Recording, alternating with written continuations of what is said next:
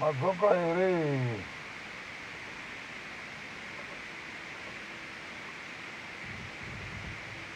Madzoko.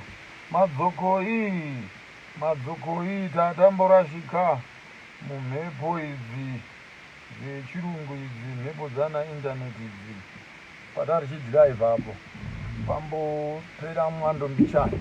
Ndo tinotenda kuti madzokoi koso kwamuri ukoko, vana Rugare kwamuri ukoko, nokwamuri vana Gwatiringa, vana Wadzanai, vana Precious Musani, vana Nyashanetsa, murezva mose tinokuchingamidzai. Sori pamboresheka patati uchireketa apo chazodambuka chifoni chacho pambopera mweya. Zvifoni zvacho izvi zvinombopisa muviri, zvinombopota zvichimbozvina kodwa ibe ndaba ibengiyikhuluma ingabukeka indaba encane, kodwa indaba yona le ibalulekile, iqakathekile ngendlela eyisimanga, ngoba abantu eZimbabwe sizoba loko sihlehlele emuva, sizoba loko sixabana, sizoba loko sidlephana, sizoba loko silwa, sikhulumelana phansi, sinyatsana, senze yonke lento embi, ngoba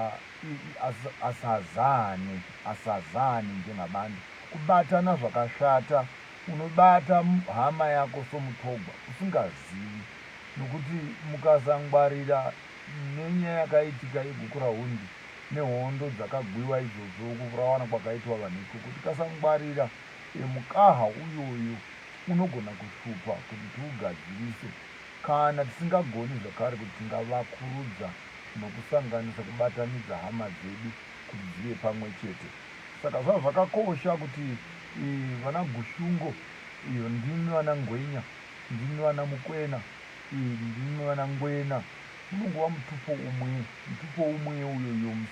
Musabatwa nedzungu kuti kana wataura rurimi rwakasiyana noumwe woona sokuti mhuka yenyu yakafanana nemhuka iri muno rumwe rudzi, yenyu mhuka iri nani kudarika mhuka iyi yorumwe rudzi. Ndinotenda kuti munopawisisa ipapo.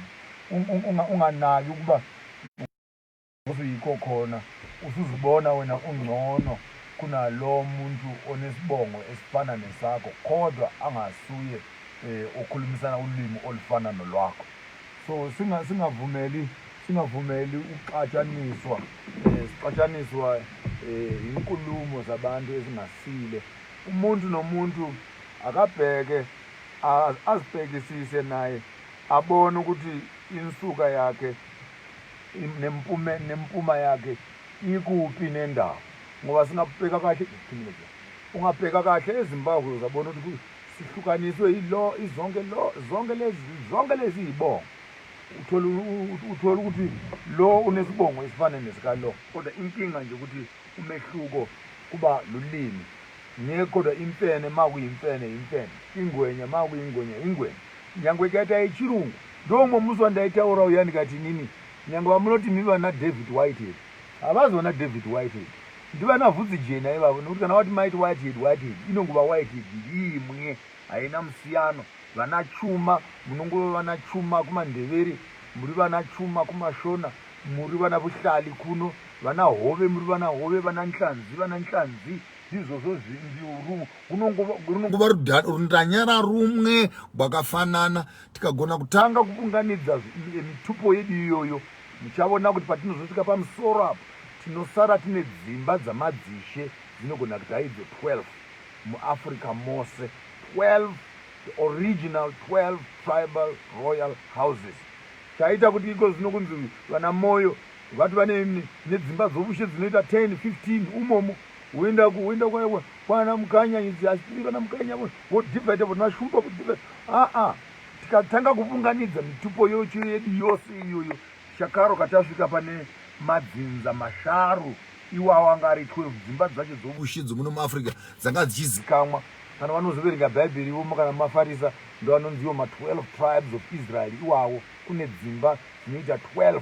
Ukazoenda nyangwe ukanoverenga bhaibheri yako zvakanaka, woona kuti pane chiya chaisengwa naAroni, chiya changa chine zvinhu zvakasiyana siyana, konzi apa ndopa Judha, apa ndopani, apa ndopani.